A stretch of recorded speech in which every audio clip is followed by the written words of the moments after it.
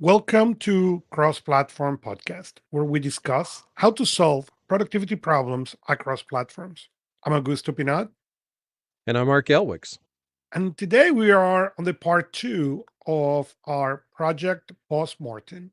So we discussed on the last episode what you do with these big projects, and now well, we are in the part two. What you do after, what you do with what you learn, what you do, and how you manage all that new knowledge that you acquire in these projects for the next one.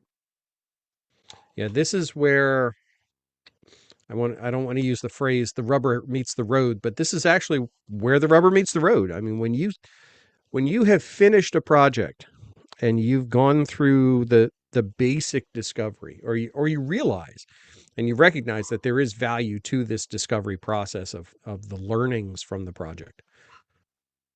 Having a structure and creating a system that everybody agrees on for the capture, the processing, and the reporting of those learnings is critical to improving not only the next time you do the same thing, but the next time you do pretty much anything, because all Mhm. of those learnings in some way, shape, or form are typically transferable. So to start with, I know we talked last time about just some of the challenges. I want to say initially the capture of the learnings across the board. We've talked about, setting up a system and setting up input forms and things like that. But I think that's critical that you set a couple of guidelines for people. One of the guidelines that you have to set is everything that is suggested needs to be actionable, Mhm. which is a little tough for some people because they don't understand what actionable actually refers to. But when you get feedback on a project and someone says, well, it didn't go well, that's not actionable. Or Bob didn't help, that's not actionable.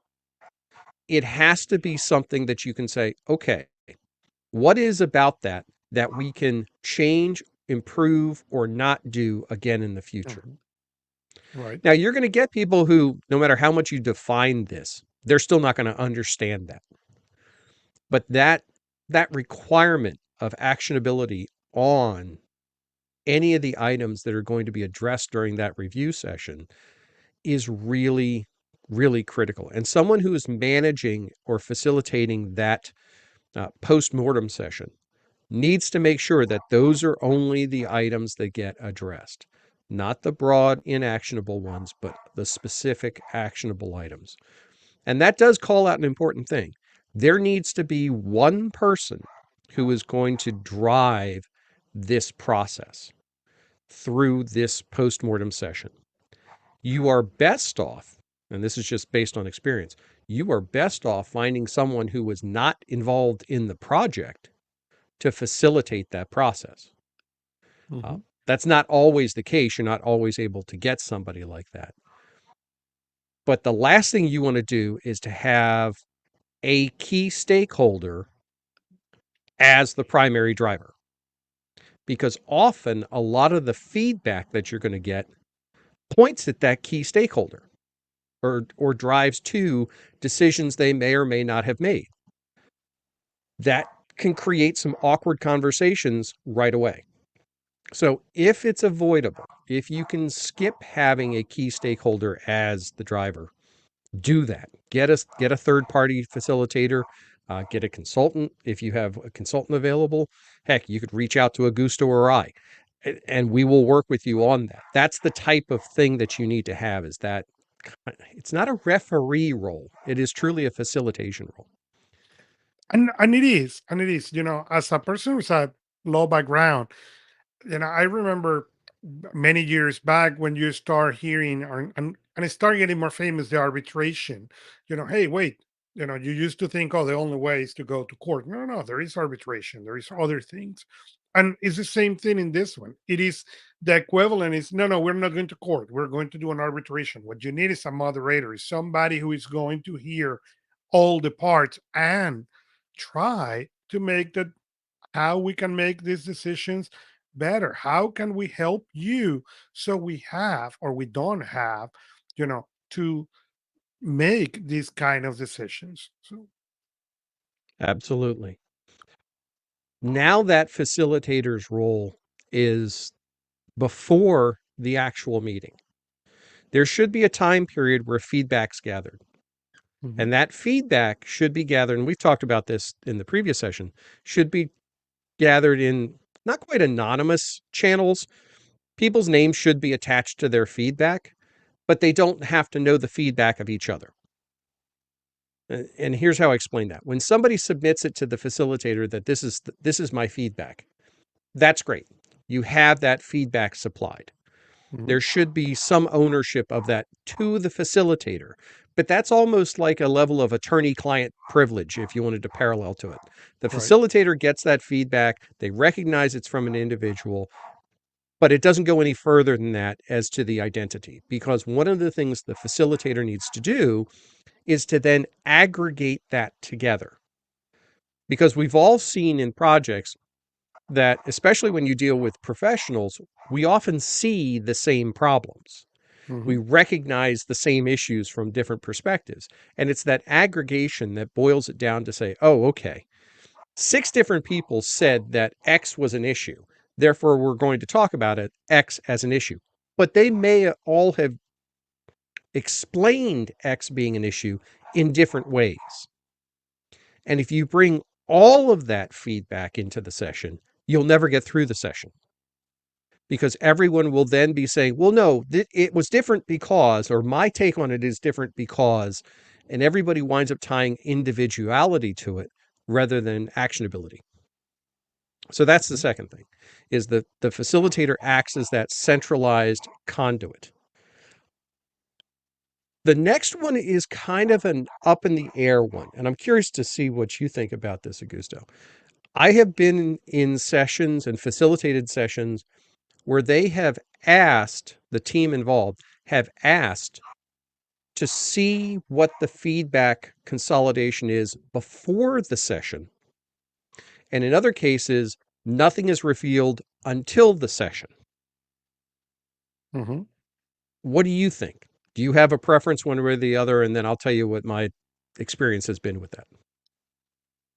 You know, I don't have a preference. I I think it depends on the group and what is the goal of that group. Not everybody on those sessions will stay, and that's the reason I prefer to do it. Not have that previous session, but just have one. And in depending on the organization and the kind of project, the people will move on their interest on this project, even that this project is going to happen again. I have a client right now who they just upgrade a universe of servers in the IT world. Mhm. Okay. And now they're going to upgrade a second set of projects. But the people who is involved in the first round versus the people who is involved on the second one is going to be completely different. So the feedback in that case is relative in the sense Mhm. that the needs may be different and the people who is going to be involved is different. So how many sessions you need into that? I don't know. Do Mhm. we want to know the pre and the post? I don't know. So it will really depend on those specifics. Yeah, that's having been on both sides of that approach. uh, There are some strengths to filtering the feedback down to key areas and then giving that back to the group prior to the session, as long as the list is fairly short and it is extremely clear that the session is no longer going to be about hashing out what happened. It's Mhm, to how to address these specific items. And mhm, that can be a little harder to, that takes a tighter grip on the actual facilitation process because you're going to spend a good portion of that time getting people back on track on the discussions. because they're going to want to dig back into their thoughts on why something went wrong. Right. Well, at that point, it's not so much a why did it go wrong? It's that, yes, it went wrong. Here's what are options to improve. That can be, there can be a plus and a minus to that. Often I have seen the request for that feedback, and there's a third scenario that is just awkward across the board, where you'll get executives who want access to the feedback before the session, but it doesn't go, they don't want the feedback to go to the team who executed. I'm like, that's a bad idea across the board. That's just, Mhm. that's a terrible idea. Don't do that. Uh, that's the other anecdote to go with it. Uh, Executives should not be in the session. You should not have anyone who was not directly involved in the project in that post-mortem session. So somebody's manager, their manager's manager, no, do not do that. Happily have a dedicated session for them after the post-mortem session to report on the results, the findings, the issues, everything like that. Do that in a controlled manner, because we all know that if you're in an environment where you have somebody and their immediate, next rung up the ladder and so on, that you are not going to get honest answers, you're not going to get clean and concise, and you're not going to get consensus, because everybody's going to be focused on how it impacts on them. And you can't, that just Correct. undermines the entire process. Correct. So, we've got that, and we're thinking about, now we're going to have that session. We're going to walk through the post-mortem. The first thing to start with that I found, start with what went right. It's easy to jump in because everybody comes to that session with all the problems and the negatives that Right. they saw during the event. Start with the highly successful things. Even better, if this is not the first time you've done something, but it's like the second or the third, highlight the things that you improved from the last time. Based on the previous learnings, we did this time and it worked out this much better. What you're doing is you're demonstrating to people that the process works. They Mhm. need to know that. They need to know they're not going to just jump in the deep end, flail around, and some magical solution is going to come out come out of this. That's not how this functions. But starting off with the things that went well, the surprise successes, and what I like are the on the fly miracles, for lack of a better term. The changes that were made on the fly that all of a sudden worked out fantastic. Right. Those are the types of things, those highlights set a good tone. Then you can start digging into the things that were problems. Now, let's talk about problems. As the facilitator, when you're getting all this feedback in and you're looking at it and saying, oh, okay, this was a problem, this was a problem, and everybody thought that this was a problem. If it's a big problem, if it's something that you can tell there's a lot of energy around and there's often a lot of emotion attached, you may have to break that down into smaller problems. There's a point where you may have to make it its own session. Mm. So, for example, in uh, for the Oktoberfest we just finished, one of the challenges that we had was around volunteer management. Lots of volunteers were needed. There are ways to Correct. improve that. There's lots of issues that came up, not necessarily terrible issues, but there's enough of a quantity of issues that if you get into that during the session, you'll never finish the session. Right. It'll go on forever.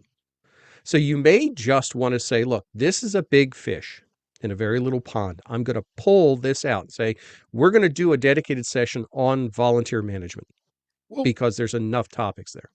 correct. And for example, for us last year, not this year, we had an issue. We had a turkey tray, so people needed to come and buy the turkey tray. And because there is gaming Mhm. and stuff, there is regulations into that. So it needed to be done in a particular way. And the way we picked was very slow. okay, because Hmm. require the user to enter their information, put the credit card. We initially thought, oh, this is a great idea. We don't need to touch the credit cards. We just scan the code and it's great. Except that, we think about this on a sober stage, okay, where you have not drink beer, okay, and you can do this. And we tested even, but we didn't consider, well, people's going to be night, light is going to be, they're going to be on their phone, maybe one or two beer or more.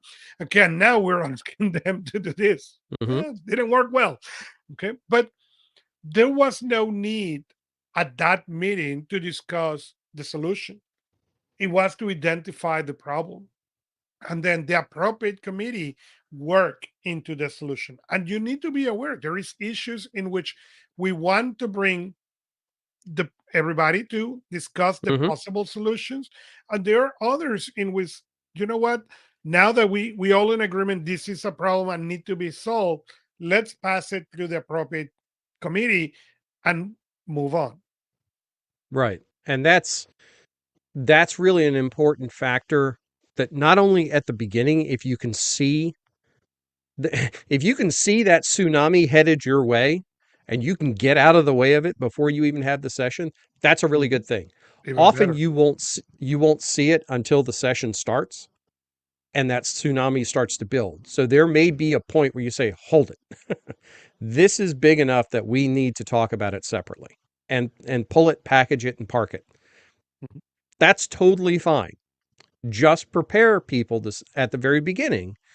Again, when you outline, what are the rules of engagement for this session, that if something gets big enough or takes long enough, it's going to be stopped, packaged, and parked. And then we'll figure out what to do with that later. Something I didn't mention at the very beginning about setting those rules of engagement.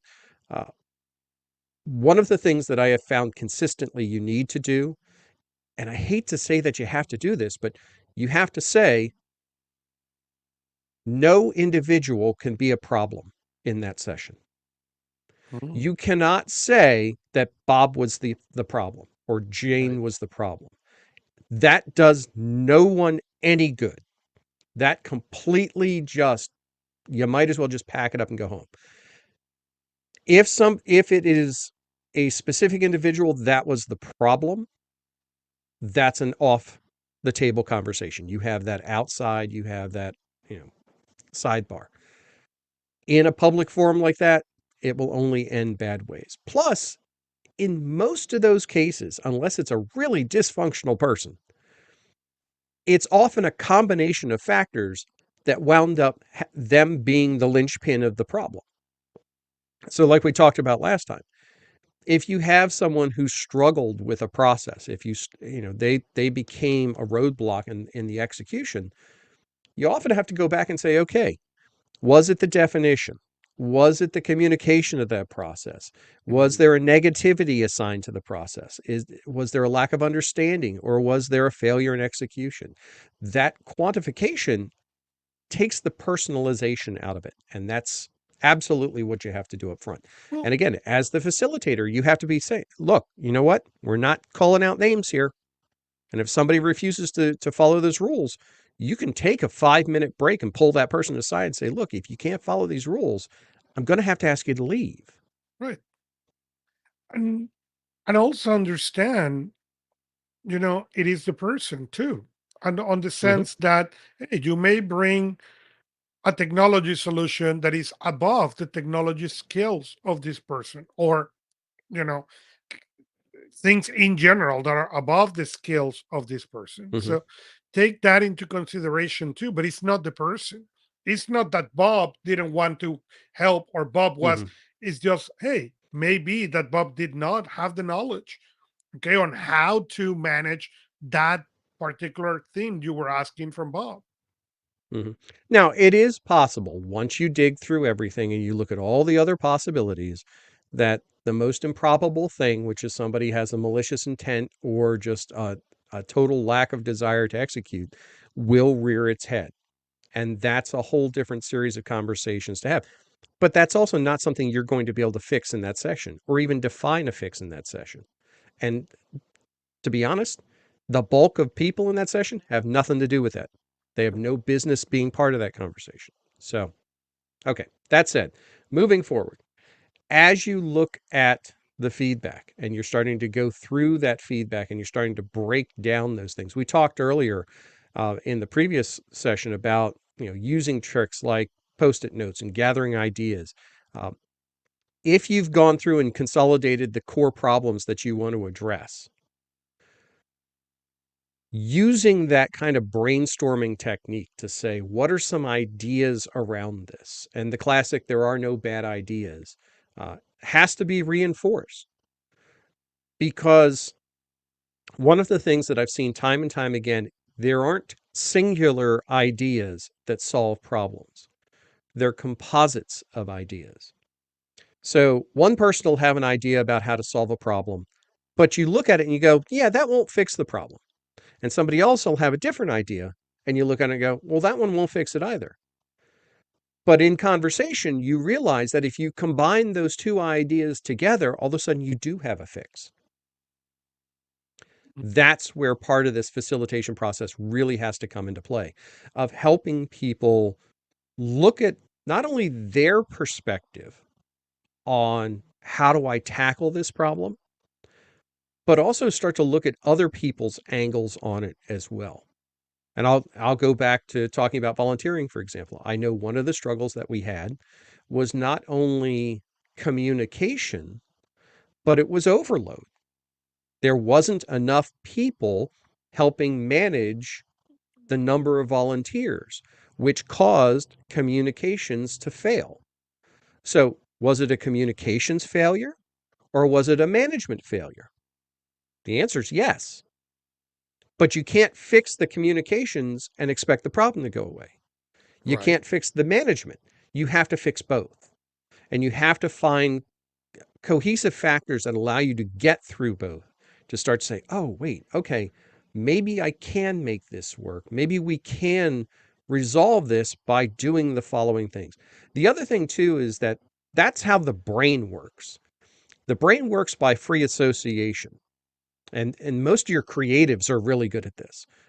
Developers and that sort are very linear in process. They will figure out the steps and the holes in your process itself. But your creatives will look at things and go, okay, A and C and F and G all become this thing. All of a sudden, that thing has a lot of possibilities. After you've got the ideas and you're starting to gather those ideas, one of the hardest steps is taking ideas out of the pile. And this is, Hmm. again, one of those rules of engagement that you have to set up front.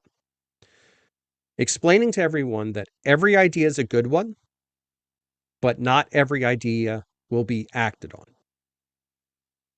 And that is no measure of the quality of the idea or the supplier of the idea. That's a tough one to get people to understand, because everybody, especially your big thinkers that you'll have, think that their ideas will solve the world's problems. Well, if you had just done my idea, have to be clear up front. Not every idea is going to be acted on. And there are lots of reasons why. Many of those will not be part of the conversation that we're having today. Right. Somebody may have a fantastic idea of how to solve it, and financially you can't afford it, but you won't know that until well after the session. Hmm. But you don't want that thinking to hamper the process of facilitation, review, and evaluation. Correct. The next thing you get into, as you start to allow ideas to kind of filter, is an you need to get into a weighting approach. And not waiting as in delay, waiting as in value. Because one of the things that's really helpful, especially if you see your group start to struggle and they're like, I'm not quite sure where to start with this. Getting people to say, okay, let's say there's 10 things you're trying to address. What out of those 10 things are the three most important things to address? That weighting helps you focus your efforts a little bit more. It doesn't say ignore the rest of them. Correct. It just says this is where the prioritization has to go. What has the biggest impact on future projects, profitability, happiness, whatever your weighting criteria is. That that will help you define and focus your group a little bit more. And there's a point, usually, and actually, we didn't talk about this. Um, how long would you expect this session to take?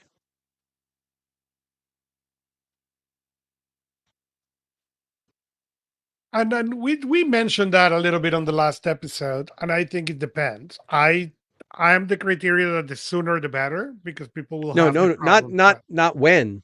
How long the session itself Oh, takes the session from when should you. not be longer than an hour. It should be something brief to the point, maybe hour and a half. Because Mhm. otherwise what you do is you ruminate into all the problems and you never move forward. Yeah, I'm a 90-minute guy for it. I set 90 minutes. Yeah, 90 And the minutes the will work. time the timetable I do is, well, I have it segmented specifically. I want 30 minutes up front to define the problems. I want 30 minutes in the middle to come up with ideas. And I want 30 minutes at the end to build consensus around the ideas we're going to act on. That, and then like little breaks in between. I was at a session at a company that will remain nameless, but it's in the financial sector and it's got a ship for a logo. They did a 4-hour recap session. Oof. And then they broke for lunch. And then they did another 4 hours on planning the execution. I'm like, well, this was useless after the first 90 minutes because everybody is either on their phones, they're not Right. paying attention. Many people went to lunch and Nobody didn't come can. back. Yeah, Yeah, it's just that's absolute. If you need to go that long, you need targeted sessions. You need to correct. split it out, separate it out, and focus a little bit more clearly. But that kind of breakdown, we hadn't talked about that, and I just wanted to give people an idea. Is we're not talking an all day thing. No, this is 90 not an minutes is all on day the thing. outside. Right. The idea is after this meeting, the different committees will meet and then work into the final solutions and everything else. But no, this is not to solve all the issues, it's just to identify the issues. This is not a Hmm. meeting to solve anything. This is really a meeting to, these are the 10, 50, 100 things we need to improve. And these are the 10, 150 things we did well. And now Hmm. each subcommittee will take their piece and try to fix it. And we can have now specialized meetings into, hey, let's talk about that credit card processing that was a disaster. Great. Then Hmm. let's bring the people who are involved into that, not everyone.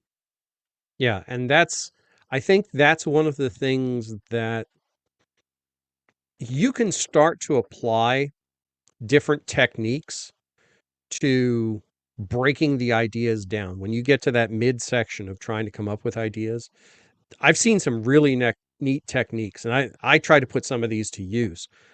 One of the things that I've seen is using colored index cards. So you Mhm. have one color, let's say green, represent everything that you think was a process problem. You Oh, have that's one a that's good idea. yellow that indicates everything that you thought was a resource problem. And maybe the third one is everything that was a communications problem. So that way, by breaking those down, you're also kind of categorizing and tagging the ideas up front. Then, by using those color coded cards, you then use a series of boxes or whatever. You say, look, you've got 3 cards, and this is ranked 1 through 5, most important to least important. Put your cards in the boxes. You're only allowed to put 1 card in the box, but put it in the box where you think that thing that you put on that card ranks on the importance scale. Right. That gives you 2 different things when you start to reveal the contents of that. And I like to go through and actually publicly dump the contents of the box out in front of everybody. By using the color coded cards, immediately people start to see, wait, all those cards are yellow in there. Everybody thinks it was a resource problem. Immediately they get some feedback. Or all the cards are all different colors. So we don't really have an idea as to what the specific cause of the problem is.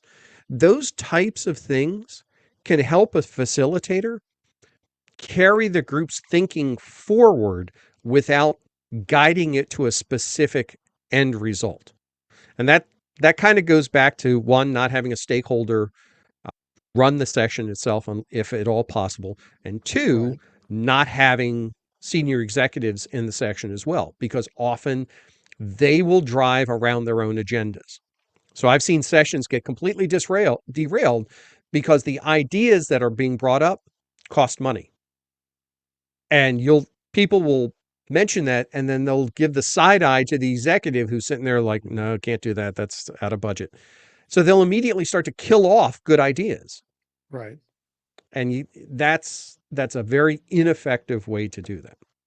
So you've gone through and you do some weighting on the ideas. You figure out what's the most important criteria. Now comes the hard part, because the last part of the session is about how you're going to execute these ideas. Well, Mhm. that's the first thing, is you're not executing anything coming out of the session. Nope. You're immediately going to have to evaluate, can these things even be done? Right. So during that 90-minute session, that 90-minute time period, when you begin that last 30 minutes, I always begin mine with saying, okay, when are we going to get back together again? And set the time for the follow-up of the results that are gathered from what we decide in the next 30 minutes. Don't wait till the end of the 30 minutes, because then nobody's paying attention and it's hard to get a group. Make it clear to people that nothing coming out of this will be done in the next day. It's just not going to happen. There are certain things that need to be evaluated. Is it feasible? Is it fundable? Is it strategic? And do we have the resources available to actually act on? Those types of criteria help everybody start to look at the ideas. And you may have an absolutely fantastic idea that everybody loves and everybody wants to get behind, but is going to require funding. Well, the next actionable step is you're going to have to sell this up the chain of command. You're going to Right. have to get some stakeholders to get behind it. Well, that means you can't do it tomorrow. Now, that said, though, and this is one of my favorite, I learned this one years and years ago. I love to come out of a session with at least 3 things that can be changed in the next week. Okay. Little things. I'm not looking to boil the ocean, nothing like that.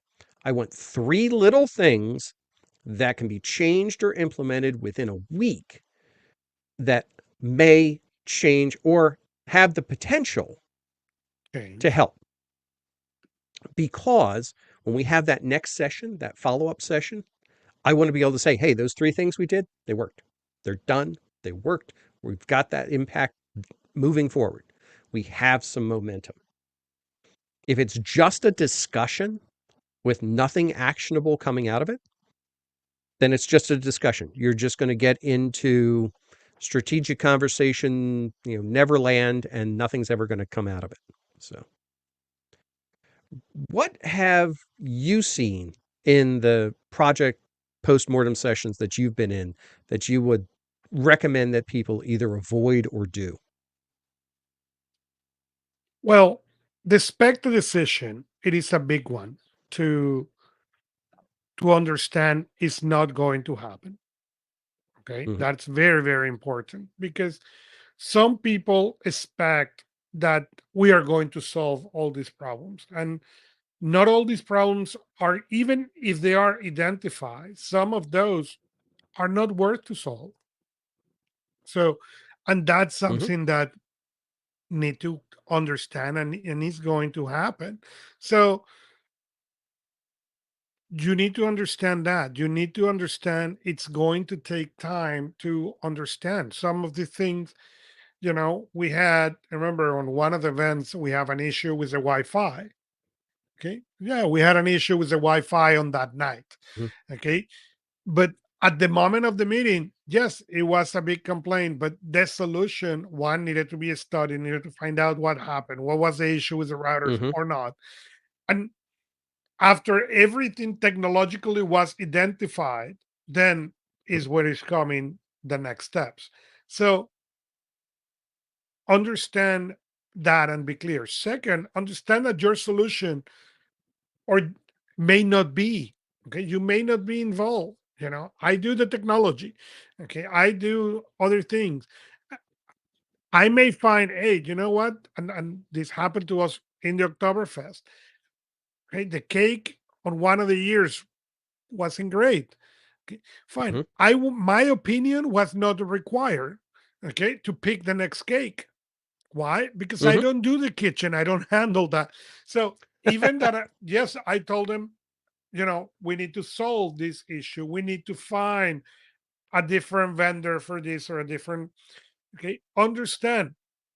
If everybody else we have liked the cake, okay, that's it. Deal with it. So there's a couple of mindsets that are often encountered during these kinds of sessions that I think people really need to understand ways to deal with them. One of them is the doomsayers, that no matter what idea is up there, it won't work because. And those people usually rear their heads pretty quickly. Often, if it's a group that works together, you know who those people are going to be before the session even starts. Hmm. One of the things that I have done repeatedly over the years, and I will continue to do so, is I'll give them one or two opportunities to voice that way.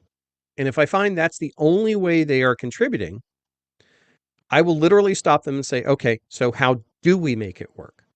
Oh, Because if you're telling me it can't, you've obviously thought this through well enough to know how we could. So right. explain to the group how we could make it work. Well, I don't know how we could do that. Okay, that's fine. So it's clear that you don't have enough of an understanding around the idea itself, nor does anyone else right now because the idea was just brought up. And Hmm. it can be difficult at times. You have to do it gently. Often these people will be very combative, or they can become very combative. And that may be one of those during that 5 minute break. You say, hey, come here a second. We're trying to fix things, not just keep beating on the broken things. Right. So that becomes a thing. The second is issues of quantity versus volume. And it's the old saying of the squeaky wheel gets the grease. Uh, and I'll use an example of this to help illustrate. Had a lengthy conversation with an individual talking about, oh, I talked to a bunch of people and they couldn't find something on the website. I'm like, oh, really? Okay, that's news. What couldn't they find? Well, I don't know, but they told me they couldn't find something. Well, that's not helpful Right. because I can't, it's not I actionable. can. It's not Yeah, actionable. I can't That was the fix first rule. anything. Right.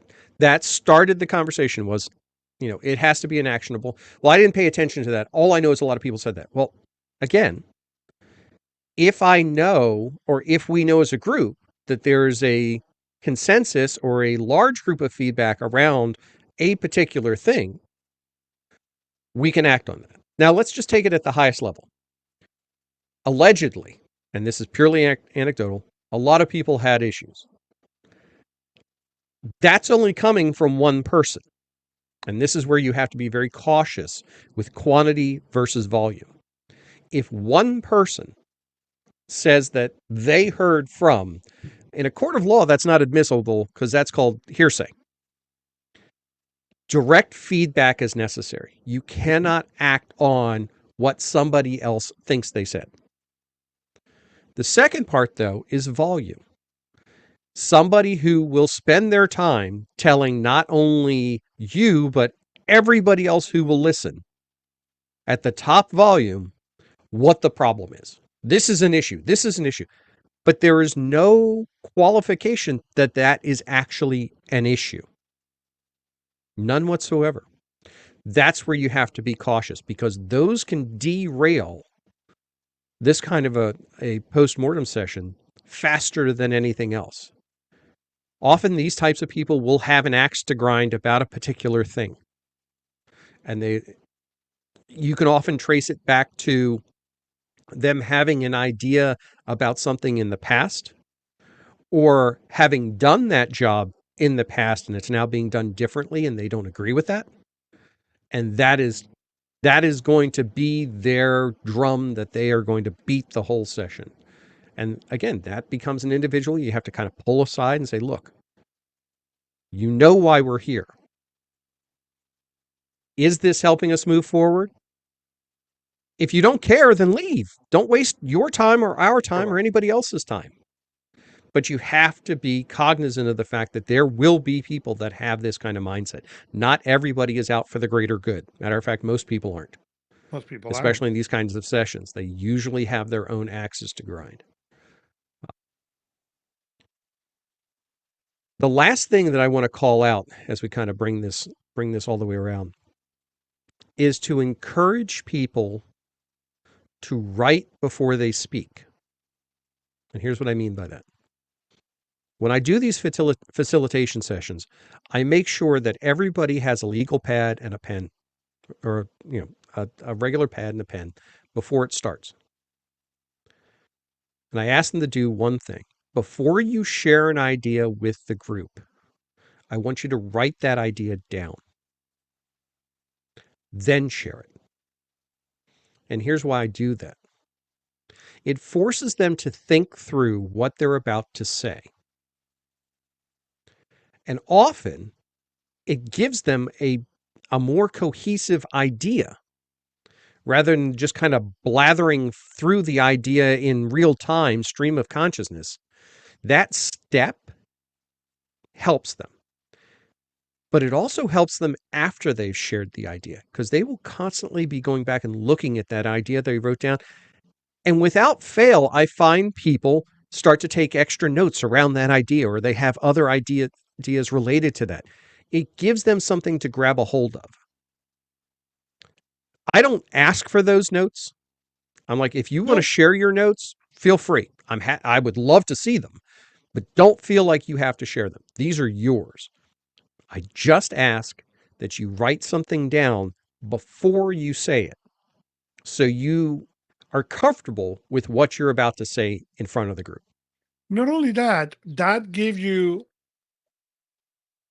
the opportunity to make sure that you bring to what you Mm-hmm. are going to share everything, instead of interrupting others when they come with their idea. Oh, I forgot about. Oh, yeah. Now that you mentioned that, and I forgot about it, are signs of I didn't write it Mm-hmm. down and thought about it before. So remember, in the same way you want to bring your ideas, the other ones too. So the more efficient we do this, the better. Now, the last real issue that I think we run into, and this happens a lot as a facilitator, is what do you do with the people who are not participating? Because that's a really common problem. People who are just not engaged in the process. Mhm. It has always been taught to me over the years that, well, you need to do exercises and you need to reach out to people and call on them and all. Certain people just don't participate in that type of a group setting. Right. It's just not going to happen. And it's Especially fine. nowadays, we recognize that even more, that some people just don't thrive in those types of sessions. And I'm totally fine with that, so long as you give them an opportunity to participate after the session. And here's what I mean. I have found that when you wrap up the session, as the facilitator, you take a note of everybody who really didn't get engaged. Those are the people who you reach back out to individually Mhm. and say, look, those types of sessions are crazy overwhelming at times.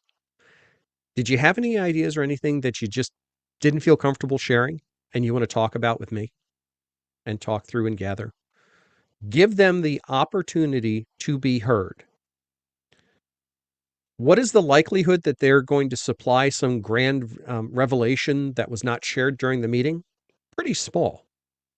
But what you're doing is you're building a bridge with that person to increase the likelihood of them being willing to participate in the solution when the solution comes around. If they feel like they're isolated and unable to be part of the solution, they're not going to be. That's a dead end person for you. But taking that extra step can often help create that bridge. And don't expect that, again, that you're going to reach out to somebody and all of a sudden they're going to have your problem solution for you. Hmm. They may often just say, yeah, I really didn't feel like I had anything to contribute. So it may be, okay, so of the ideas that put out there, you're on the same page with those, you agree with this, and walk them through it. Yes, it's a time commitment. Yes, it's an effort commitment, but honestly, it's worth it.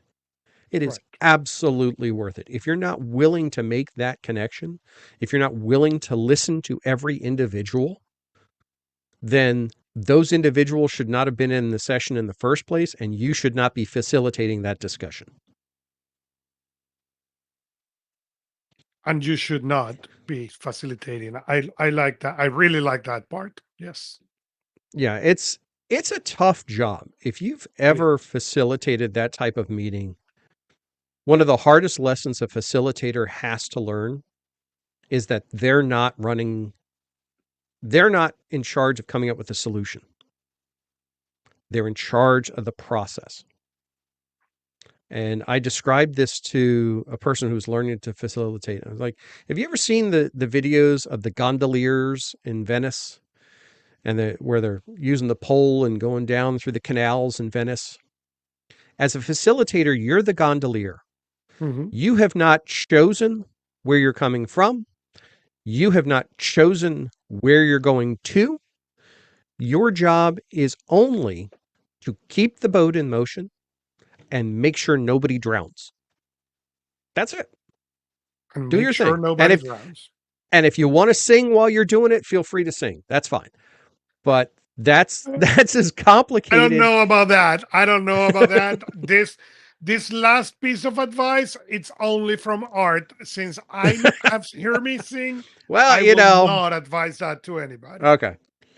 But that's the type of thing. The facilitation process has to be your success is when you come out of that session with ideas and with a positive energy to move forward towards solutions.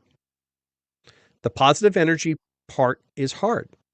The facilitator has to maintain that positive energy no matter what's going on and has to help people get over their own personal agendas, their interpersonal conflicts. Uh, they may have had a rough day. Now Mhm. I've seen some silliness over the years where people will do, these energy exercises at the beginning and, get you up and do exercise. No. No. We're not kindergartners. That's not necessary.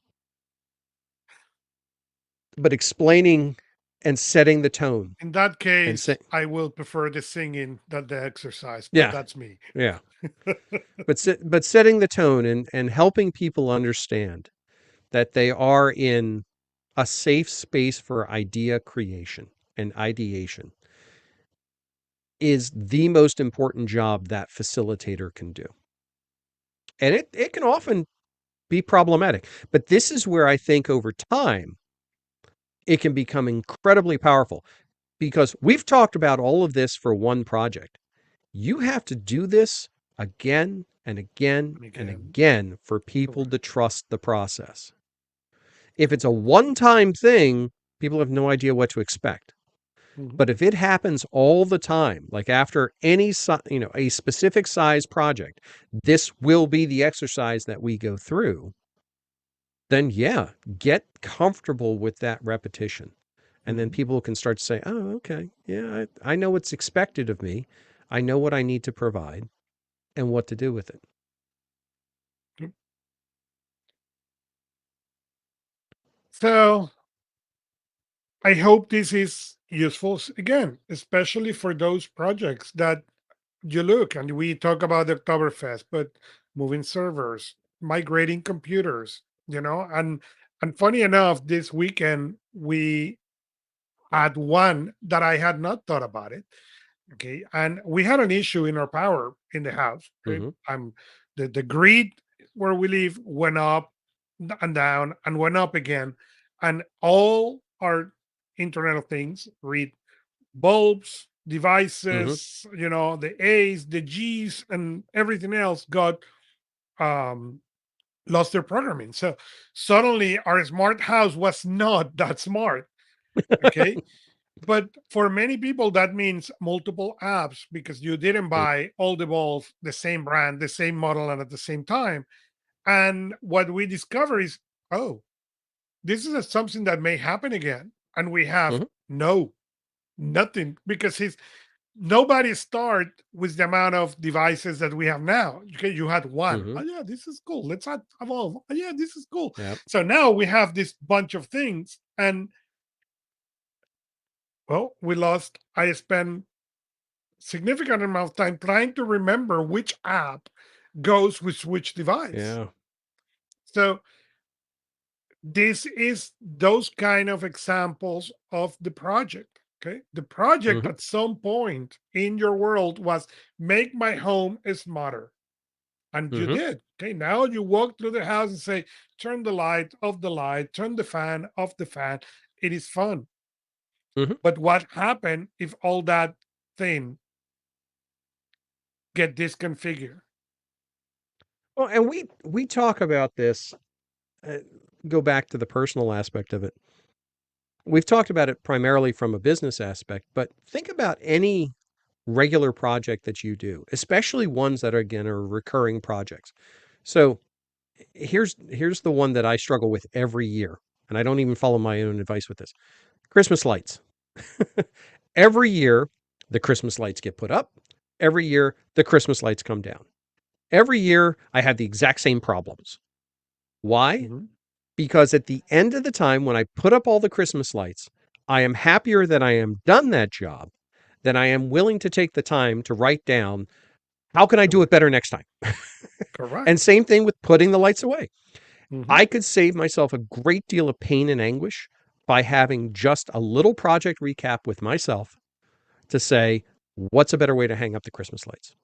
And make a note of that and move on. And then I don't have that problem anymore. There are so many aspects of our life that we are just happy that things are done and we will deal with them next time. Then we do go through and say, you know what? How can I just make it easier for myself? Some people are Mhm. really good at this. Some Bless people them. are incredible, some people are not. I think that's fantastic. Me, not so much. Got to figure it out. Got to write it down. Yeah. Got to figure I out where had I'm a going to write it down neighbor. for I next year. had a neighbor who his house during Christmas went like the Christmas, except that he didn't turn the lights Mhm. off of the rest of the thing. And his organization, I the only thing I regret about moving out of that house is never take pictures of his Oh yeah. boxes were numbered, the folder. It was beautiful. The post-mortem of his project was amazing. And Eh, sometimes we miss to identify, as you said, the lights. It is a project. I do it every year. mhm. Okay. I have a checklist that is called the spring checklist, and I have a checklist that is Mhm. the fall checklist. Okay. Things like take the hose out of the wall spigot. Okay. But Mhm. one of the things, this checklist now is a checklist. What I need to, or what I remind people is at some point, this was a post-mortem for many years in a row. And Yes. every time we move, that thing goes from checklist to project again.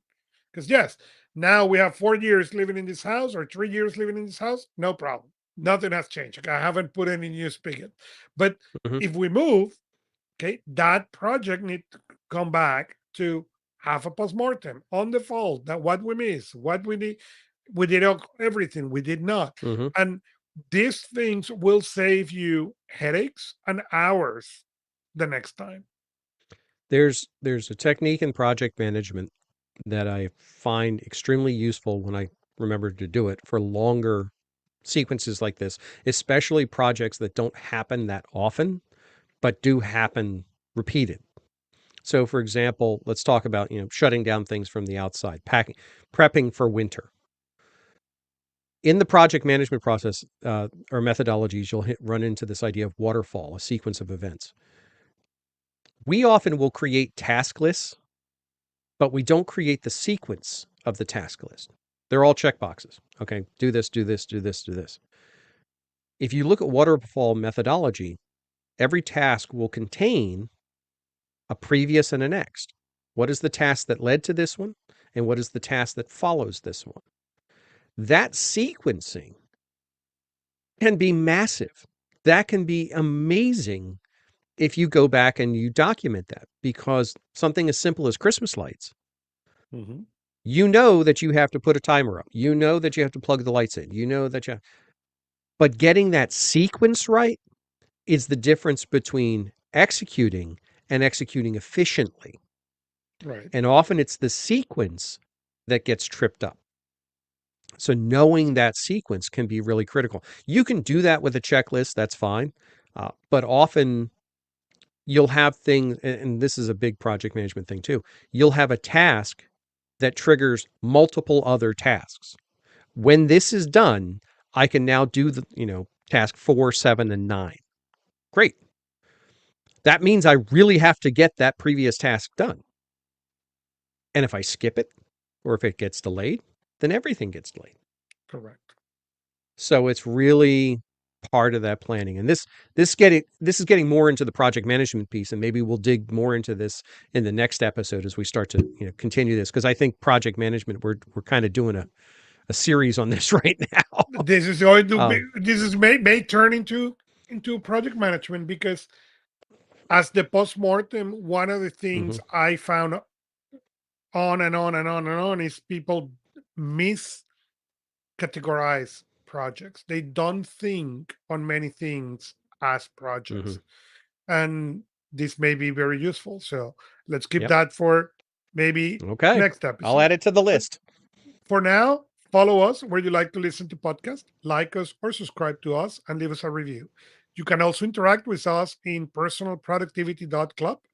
We are Augusto Pinaud and Gelwicks. See you next time from your favorite device. Thank you.